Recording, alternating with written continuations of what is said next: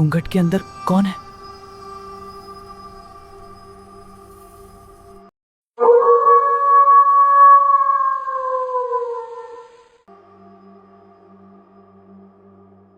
शादी की रात थी। पूरा गांव जगमगा रहा था, लेकिन सिंघल हवेली के अंदर अजीब सी खामोशी थी। दुल्हन पलंग के किनारे बैठी थी, लाल जोड़ा, भारी गहने, माथे से ठुड्डी तक घूंघट। लेकिन एक बात अजीब थी, वो हिल नहीं रही थी।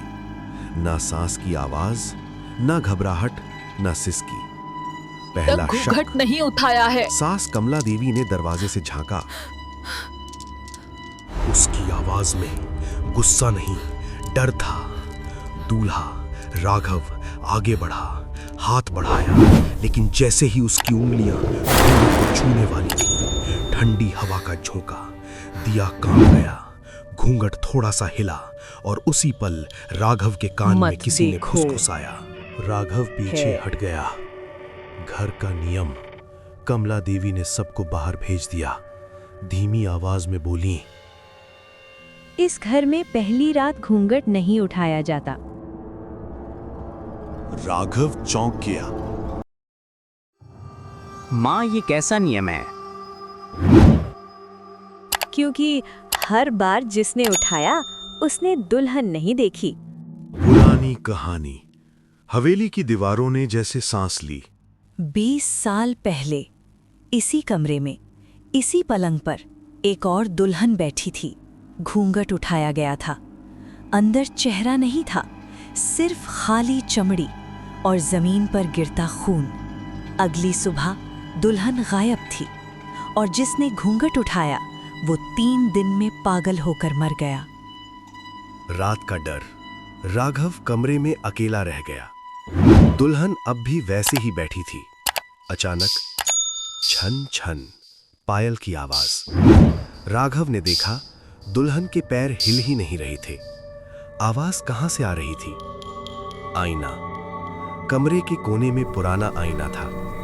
राघव की नजर अपने आप उस पर गई। आईने में वो खुद दिख रहा था, पीछे पलंग और पलंग पर बैठी दुल्हन, लेकिन आईने में घूंघट नहीं था।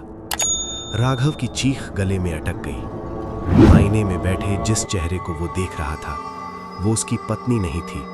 वो जल चुका चेहरा था, खुली आंखें और होंठ बिना आवाज बोले, मेरी बारी है। घूंघट अपने आप उठा। कमरे की लाइट बुझ गई। अंधेरे में बस एक आवाज, फटाक। घूंघट अपने आप ऊपर उठा। राघव ने आंखें बंद कर लीं, लेकिन देर हो चुकी थी। उसने जो देखा, दुल्हन के चेहरे पर चेहरा था ही नहीं, सिर्फ काला साया, और उस साये के अंदर बहुत सारी आंखें, सब उसे घोर रही थीं। सोच, कमला देवी बाहर रो रही थी।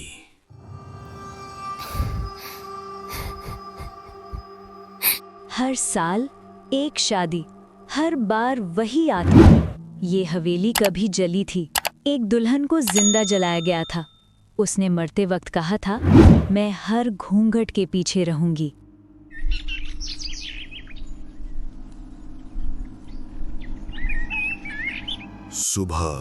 सुबह गांव वालों ने देखा, शादी का कमरा खुला था।